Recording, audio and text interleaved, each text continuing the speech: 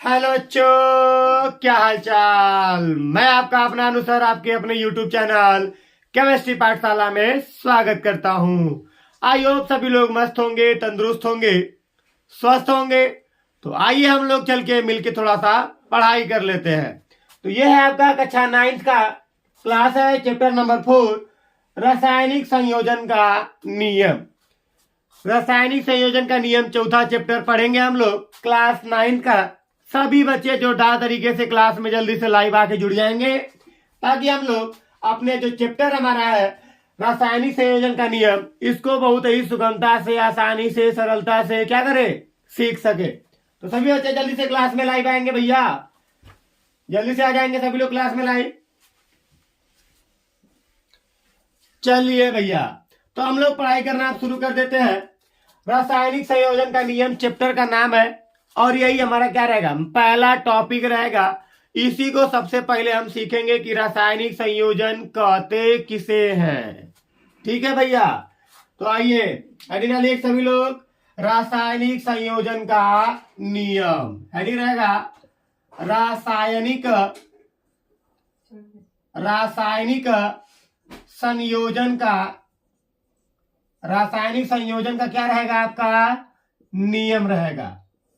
सबसे पहला आइडिया रहेगा रासायनिक संयोजन का नियम। इंग्लिश में बोलते हैं इसको law of chemical combination. Law of chemical combination है ना भैया। लॉ ऑफ क्या, केमिकल कॉम्बिनेशन रहेगा। किसे कहते हैं, लॉ ऑफ केमिकल कॉम्बिनेशन, रासायनिक संयोजन का नियम किसे कहते हैं। आइए, नियम का मतलब बताइए, एक क्रम होगा, है कि नहीं, एक डिसिप्लिन होगा। संयोजन, जुड़ना। संयोजन का मतलब क्या आ जाएगा भैया, जुड़ना। और यहां पे रासायनिक मतलब हो जाएगा क्या, रासायनिक क्रिया द्वारा। किसके द्वारा, रासायनिक क्रिया द्वारा। रासायनिक क्रियाओं के द्वारा ऐसा नियम बना दे जिसमें हम तत्वों, परमाणुओं या आयनों, यौगिकों को आपस में क्या करें, जोड़ दें। उसी को हम क्या कहेंगे, रासायनिक संयोजन का नियम कहेंगे। उसी को हम क्या बोलेंगे, रासायनिक संयोजन का नियम बोलेंगे, है ना भैया। तो यहां पे हो जाएगा, इसकी परिभाषा क्या हो जाएगी, तो यहां पे हम लिखते हैं परिभाषा। परिभाषा किसकी परिभाषा हो जाएगी हमारी, रासायनिक संयोजन का नियम किसे कहेंगे। तो आइए, वह नियम जिसके द्वारा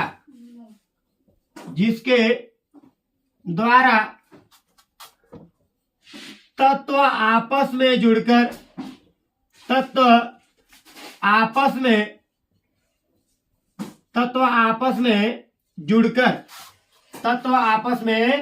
जुड़कर नए यौगिक का निर्माण करते हैं। नए यौगिक का निर्माण करते हैं, उसे हम क्या कहते हैं, रासायनिक संयोजन का नियम कहते हैं। परिभाषा नंबर क्या हो गई, 1। वह नियम जिसके द्वारा तत्व आपस में क्या करते हैं, जुड़ करके नए यौगिक का निर्माण करते हैं, उसी को हम क्या कहते हैं, रासायनिक संयोजन का नियम कहते हैं। इसे हम दूसरे तरीके से क्या लिख सकते हैं, दूसरे तरीके से ऐसा नियम जो तत्वों, परमाणुओं, अणुओं, है ना, परमाणुओं, अणुओं को आपस में जोड़कर नए पदार्थ का निर्माण करता है। क्या करता है, नए पदार्थ का निर्माण करता है, उसे हम क्या बोलते हैं, रासायनिक संयोजन का नियम कहते हैं। रासायनिक संयोजन का नियम किसे कहते हैं, तो ऐसा नियम जिसके द्वारा हम तत्वों को, परमाणुओं को या अणुओं को आपस में क्या करते हैं, जोड़ देते हैं, और जोड़ करके नए पदार्थ का क्या करते हैं, निर्माण करते हैं। उसी नियम को क्या कहते हैं, रासायनिक संयोजन का नियम कहते हैं। रासायनिक संयोजन का नियम किसे कहते हैं? Law of convergence, law of combination, chemical combination किसे कहते हैं? तो वह ये नियम जिसके द्वारा तत्व आपस में जुड़ करके नए यौगिक का निर्माण करते हैं, नए पदार्थों का क्या करते हैं? निर्माण करते हैं। उसी नियम को हम क्या बोलेंगे? रासायनिक संयोजन का नियम बोलेंगे। यहां तक समझ में आ गया होगा आप लोगों को? बताइए, जल्दी से कमेंट करेंगे क्या यहां तक आप लोग को समझ में आ गया है? चलिए यहां तक समझ में आ गया है तो भाई जल्दी से इसको रफ कर लीजिए कॉपी पे, जल्दी से इसको कॉपी पे रफ कर लीजिए आप लोग, जल्दी से आप लोग कॉपी पे रफ कर लीजिएगा।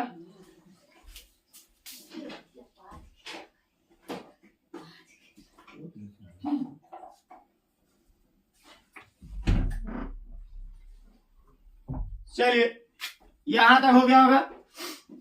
अब हम लोग पढ़ते हैं कि कितने नियम होते हैं हमारे रासायनिक संयोजन के कितने नियम होते हैं। तो हमारे रासायनिक संयोजन के 5 नियम होते हैं। कितने होते हैं? 5 नियम। रासायनिक संयोजन के कितने नियम होते हैं? 5 नियम होते हैं रासायनिक संयोजन के नियम। तो यहां पर लिखेंगे रासायनिक संयोजन के नियम 5 प्रकार के होते हैं। 5 प्रकार के होते हैं। कितने प्रकार के होते हैं? 5 प्रकार के होते हैं। जो रासायनिक संयोजन का नियम होता है भैया, वो कितने प्रकार का होता है? 5 प्रकार से होता है। कितने प्रकार से? 5 प्रकार से। कौन कौन सा होता है? तो आप लोग पहला आईडी लिखेंगे, आप पहला पॉइंट लिखेंगे, आप पे 5वां में पहला लिखेंगे यार, द्रव्यमान संरक्षण का नियम। द्रव्यमान संरक्षण का नियम, द्रव्यमान संरक्षण का नियम, यह आपका पहला नियम हो जाएगा। दूसरा नियम हो जाएगा स्थिर अनुपात का नियम। स्थिर अनुपात का नियम, यह हो जाएगा आपका दूसरा नियम, स्थिर अनुपात का नियम। तीसरा हो जाएगा गुणित अनुपात का नियम। गुणित अनुपात का नियम हो जाएगा। और चौथा हो जाएगा आपका व्युत्क्रम अनुपात का नियम। व्युत्क्रम अनुपात का नियम, व्युत्क्रम अनुपात का नियम हो जाएगा। और आपका 5वां हो जाएगा जो अंतिम, 5वां अंतिम क्या हो जाएगा? गैलुसेक का गैसीय आयतन का नियम। गैसीय आयतन का नियम हो जाएगा। ये आपका लास्ट रहेगा। ये हमारे 5 नियम होते हैं जिनके द्वारा हम तत्वों, परमाणुओं, यौगिकों को आपस में क्या करते हैं भैया? जोड़ करके नए पदार्थ क्या करते हैं? निर्माण करते हैं। इन्हीं 5 नियम के द्वारा हम क्या करते हैं?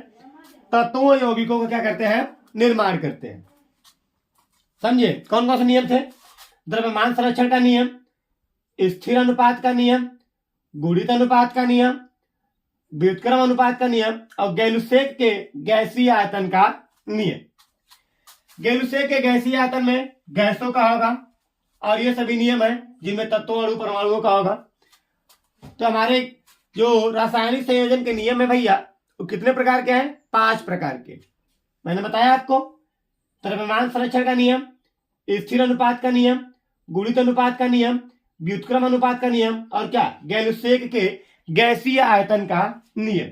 ये हमारे 5 नियम है। आई बात समझ में आप लोगों को? बताइए, क्या यहां तक सभी लोग को समझ में आ गया? 5 नियम। जल्दी से आप लोग इसको कॉपी कर लेंगे, कॉपी पे जल्दी से कॉपी कर लीजिए इसको, ताकि हम आगे बढ़ सकें। चलिए भैया, चलिए जल्दी करिए, बहुत अच्छी बात है। जल्दी जल्दी बच्चे उतार रहे हैं कॉपी पे। चला भैया।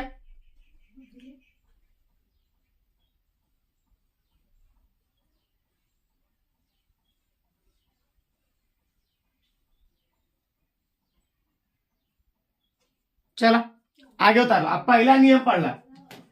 पहला नियम हेडिंग ने लिया। पहला नियम हेडिंग डाला द्रव्यमान संरक्षण का नियम। पहला हेडिंग डालिएगा आप लोग, द्रव्यमान संरक्षण का नियम। सबसे पहला हेडिंग द्रव्यमान संरक्षण का नियम। फर्स्ट हेडिंग नोटेड डाउन, द्रव्यमान संरक्षण का नियम। पहला हेडिंग लिखेंगे आप लोग, द्रव्यमान संरक्षण का नियम। द्रव्यमान संरक्षण का नियम।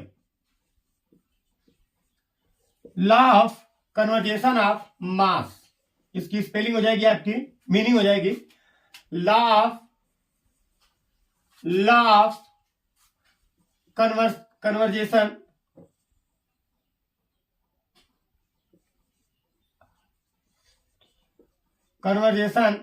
Of law of conservation mass. यह आपकी पहली हेडिंग हो जाएगी, पहला नियम हो जाएगा लॉ ऑफ कन्वर्जेशन ऑफ मास। तो द्रव्यमान संरक्षण का नियम आप देखेंगे। नियम मैंने बताया डिसिप्लिन, रेगुलेशन, है ना। और यहां पे संरक्षण का मतलब क्या होता है? संरक्षण का मतलब होता है, यहां पे दो चीजें होती हैं। संरक्षण का मतलब होता है, आप लिख सकते हो इसको क्या, बचाव लिख सकते हो। क्या लिख सकते हो? बचाव। क्या लिखोगे आप? बचाव लिख दोगे। यहां पे लिखोगे, या लिखोगे नष्ट नहीं होना, नष्ट नहीं होना, है ना। या तो बची रहे वो, सुरक्षित रहे, और या तो क्या होगी, नष्ट नहीं होगी। इसको दो अर्थ है, इसको दो अर्थ हो सकते हैं। या तो बचा रहे, बचने का मतलब भी वही होता है, ना तो नष्ट होगा और नहीं बनेगा। और यहां पे नष्ट नहीं होना मतलब खराब नहीं होगा ना बनेगा। आई बात समझ में? संरक्षण का मतलब ये होता है बचाव रखना, सुरक्षित रखना उसको, है ना। और यहाँ पे द्रव्यमान को आप लोग जानते ही हो। द्रव्यमान से तो आप लोग पहले चैप्टर में परिचित है, बहुत बढ़िया से परिचित है। क्या परिचय था इसका? वस्तु की वास्तविक मात्रा, वस्तु की वास्तविक मात्रा, किसी वस्तु की वास्तविक मात्रा को हम क्या कहते हैं? द्रव्यमान कहते हैं। ये चीज मैंने आपको पहले चैप्टर में पढ़ा रखा है। पढ़ा रखा है कि नहीं पढ़ा रखा है? बताइए। तो यहां पे ऐसा नियम होगा जिसमें वस्तु की वास्तविक मात्रा नष्ट नहीं होगी, क्या रहेगी? बची रहेगी।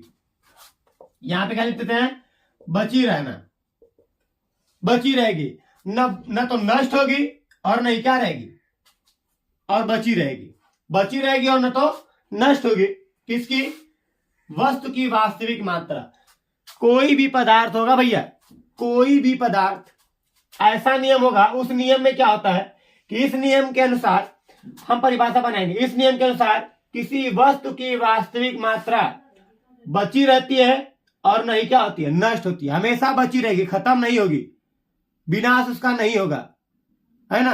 अविनाशी रहेगी, जिसका कभी नाश नहीं होगा और नहीं क्या करेगा? बनेगा। वो न उसे कोई बना सकता है और न उसे क्या कर सकता है? कोई नष्ट कर सकता है ना। संरक्षण का मतलब यही होता है, अविनाशी। यहां पे आप लिख सकते हो अविनाशी, है ना, अविनाशी। यहां पे जो वस्तु की वास्तविक मात्रा रहेगी वो क्या रहेगी? अविनाशी रहेगी, इस नियम के द्वारा। तो ये तो ऊपरी ऊपरी था। अब आखिरकार होता क्या इसमें? देखिए, तो यहां पे हम लिखेंगे, यहां पे ये तो साइड पिक्चर था हमारा, इसको रफ ही कर देते हैं ना भैया। इसको रफ करके हम थोड़ा सा अच्छे समझाते हैं। इसको रफ कर देते हैं और यहां से लिखना शुरू करते हैं अब हम लोग। तो द्रव्यमान संरक्षण का नियम होता क्या? द्रव्यमान संरक्षण का नियम होता क्या? तो जैसा कि आपको बताऊं मैं, तो इसकी जो खोज हुई थी, इसकी खोज 1773 ईस्वी में हुई थी। ईस्वी में 1773 ईस्वी में। लाइट का प्रॉब्लम चल रहा है, लाइट कम बेसी हो सकती है लेकिन पढ़ाई कम बेसी नहीं होगी, ठीक है। इसकी खोज 1773 ईस्वी में हुई थी। 1773 ईस्वी में हुई थी, है ना। हुई थी तो किसी वैज्ञानिक ने किया होगा, हुई थी।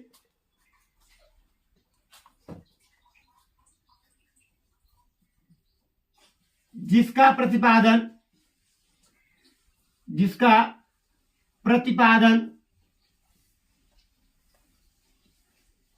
प्रतिपादन एंटोनी लेवोसिए ने किया था। एंटोनी लेवोसिए ने किया था। एंटोनी लेवोसिए ने किया था। किसने किया था? एंटोनी लेवोसिए ने किया था। हमारा जो द्रव्यमान संरक्षण का नियम था वो 1773 ईस्वी में, कई कई किताबों में 1774 लिखा होगा, तो डोंट वरी। तो इसकी खोज 1773 लिखे चाहे 74 लिखे, है ना, टाइपिंग मिस्टेक होता है, में हुई थी। जिसका प्रतिपादन किसने किया था? एंटोनी लेवोसिए ने किया था। किसने किया था? एंटोनी लेवोसिए ने किया था। द्रव्यमान संरक्षण के नियम का जो पालन हुआ था भैया, ये किसने किया था? एंटोनी वॉन लेवोसिए ने किया था, है ना। इन्होंने इस नियम में क्या कहा, तो मैंने बताया, यहां आप लिखेंगे इस नियम के अनुसार, इस नियम के अनुसार, इस नियम के अनुसार, इस नियम के अनुसार, यह नियम के अनुसार, 2 बार लिखा गया नियम, क्या भाई 2 बार नाम लिख देंगे, कोई बात नहीं, कोई बात नहीं, यहां पे लिख देंगे ना। इस नियम के अनुसार, इस नियम के अनुसार क्या होता है कि किसी पदार्थ के द्रव्यमान को, किसी पदार्थ के द्रव्यमान को न तो बनाया जा सकता है, न तो बनाया जा सकता है, और न ही नष्ट किया जा सकता है, नष्ट किया जा सकता है ना भैया, और नहीं क्या किया जा सकता है? नष्ट किया जा सकता है। अर्थात ये अविनाशी होते हैं। क्या होते हैं? अविनाशी होते हैं। अविनाशी का मतलब क्या होता है? जिसका नाश नहीं होगा, जो कभी खत्म नहीं होंगे, जो कभी नष्ट नहीं होंगे, जो कभी मृत नहीं होंगे, अमर होंगे, है ना, उसी को हम क्या कहते हैं? द्रव्य या नियम कहता है। पहला नियम हमारा द्रव्यमान संरक्षण का पहला जो नियम है भैया, वो यही कहता है कि किसी वस्तु की जो वास्तविक मात्रा रहेगी वह न तो कोई बना पाएगा और न ही कोई इसको क्या कर पाएगा? मिटा पाएगा। वह सदैव क्या रहेगी? अमर रहेगी। क्या रहेगी? अमर रहेगी। मान लीजिए अमर रहेगी। वर्ड कहता ना अमर, न कोई मर सकता है, न कोई बूढ़ा होगा, हमेशा वो कैसा रहता है? नौजवान रहता है। अमर में ही होता है ना, कभी मरेगा नहीं वो। आया समझ में? तो उसी तरह हमारे जो पदार्थ होते हैं, उन पदार्थों के जो द्रव्यमान होते हैं वो अमर होते हैं, न तो उनको नष्ट कर सकते हैं और न ही उनको क्या कर सकते हैं? बना सकते हैं। अर्थात वो क्या होते हैं? अविनाशी होते हैं। ठीक है, बताइए यहां तक समझ में आया क्या सभी लोगों को? बताइए यहां तक समझ में आ गया क्या? बताइए।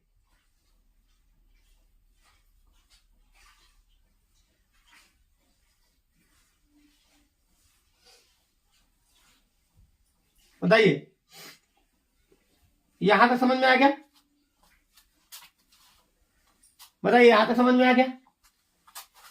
एक इसको इस रूप में लिख सकते हैं हम लोग, एक इसको हम इस रूप में लिख सकते हैं, और पन्ना पलट के यानी कि बोर्ड को साफ करके एक और मैं बताता हूं आपको कि कैसे लिख सकते हैं। एक और तरीका है इसको लिखने के लिए, है ना, जस्ट। तो यहां पे आइए लिखते हैं। इसके बाद हम क्या लिख सकते हैं? इसके बाद कि दूसरे तरीके से लिखेंगे कि इस नियम के अनुसार,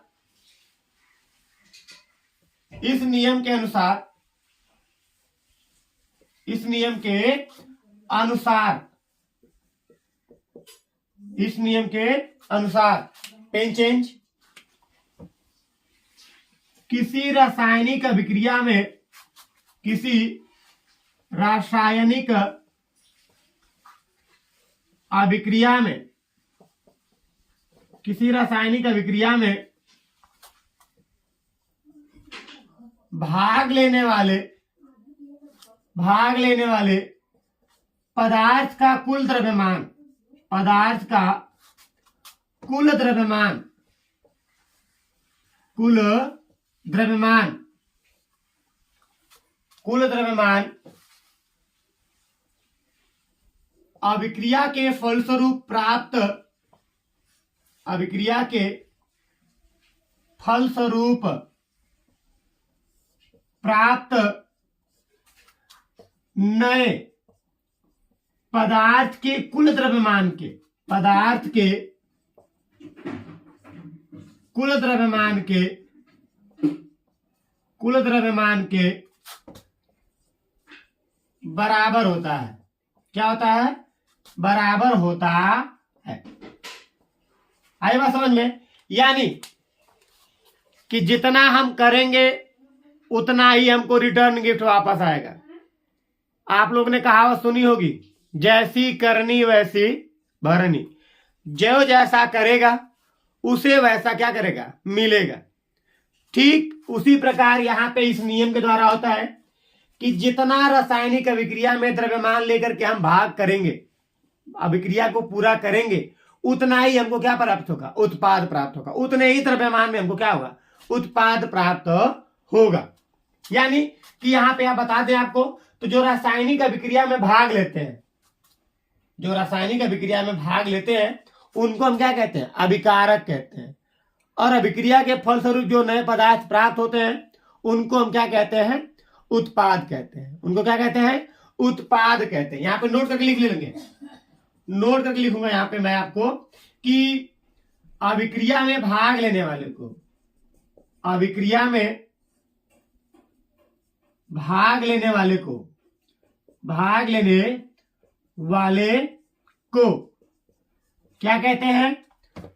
अभिकारक कहते हैं। क्या कहते हैं? अभिकारक। रिएक्टेंट बोलते हैं। क्या बोलते हैं? रिएक्टेंट बोलते हैं।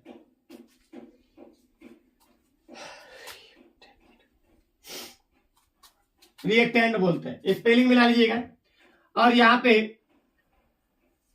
अभिक्रिया के फलस्वरूप प्राप्त, अभिक्रिया के फलस्वरूप, अभिक्रिया के फलस्वरूप प्राप्त नए पदार्थ को, नए पदार्थ को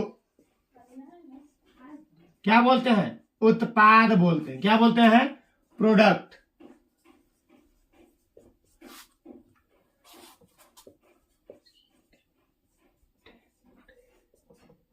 ठीक है, रिएक्टेंट हो गया। बताइए यहां तक समझ में आया? जो भी भैया बाबू बहनी को नहीं समझ में आया जल्दी से वो कमेंट करेगा। देखिए भैया, तो यहां तक समझ में आ गया होगा आप लोग को। बताइए यहां तक आप लोगों को समझ में तो आ गया होगा। चलिए तो मैं इसको थोड़ा सा शॉर्ट फॉर्म में लिख देता हूं। यहाँ पे थोड़ा सा मैं यहाँ पे शॉर्ट फॉर्म में लिख देता हूं। यहीं पे मैं ऊपर लिख देता हूं ना, कहीं जाने की जरूरत नहीं है। ऊपर ही मैं यहाँ पे लिख देता हूँ, साइड में लिख देता हूँ। यहाँ पे इस नियम के द्वारा साइड में यहाँ पे लिख देता हूं मैं कि अभिकारक का द्रव्यमान, अभिकारक का कुल द्रव्यमान, कुल द्रव्यमान बराबर, अभिकारक का कुल द्रव्यमान बराबर क्या हो जाएगा? उत्पाद का कुल द्रव्यमान। क्या हो जाएगा? उत्पाद का कुल द्रव्यमान, उत्पाद का कुल द्रव्यमान। ठीक है, अभिकारक का कुल द्रव्यमान बराबर क्या हो जाएगा? उत्पाद का कुल द्रव्यमान हो जाएगा। किसी कोई दिक्कत यहां तक? बताइए, कोई किसी दिक्कत?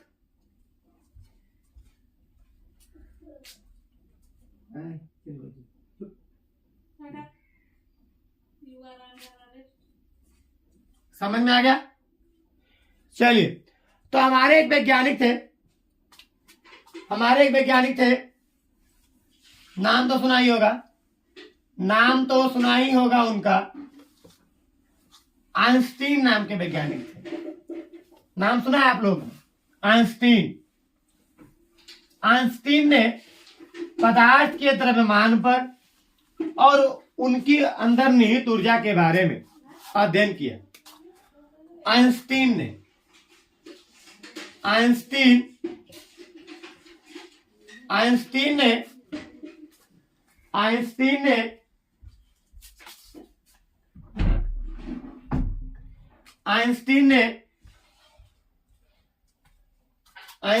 पदार्थ की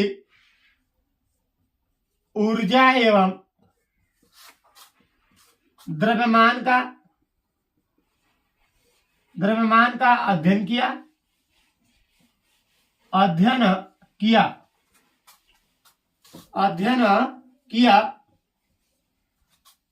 और एक समीकरण दिया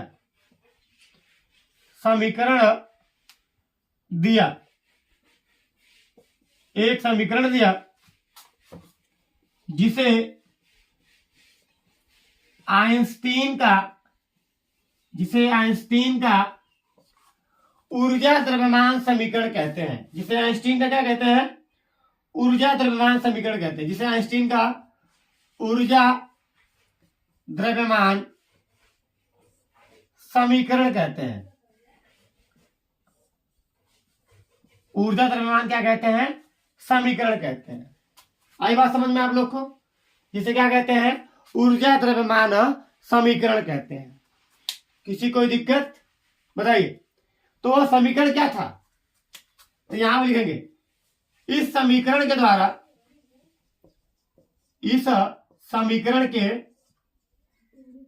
द्वारा ऊर्जा को द्रव्यमान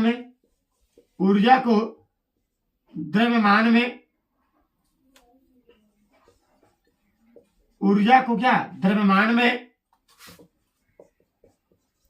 और द्रव्यमान को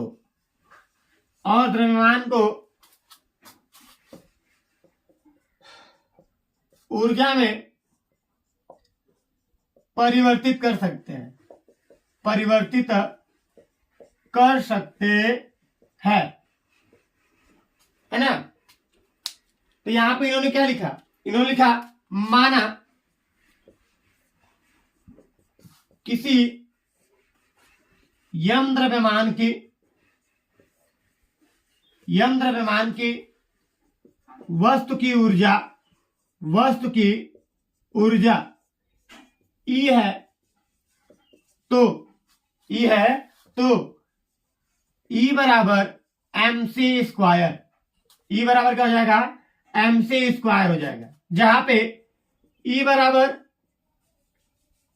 ऊर्जा, m बराबर द्रव्यमान और यहां पे C बराबर निर्वात में प्रकाश की चाल कितनी होती है? यहाँ पे 3 × 10⁸ मीटर प्रति सेकेंड होती है। ठीक है, तो आई होप आप सभी लोग को यहां तक समझ में आ गया होगा।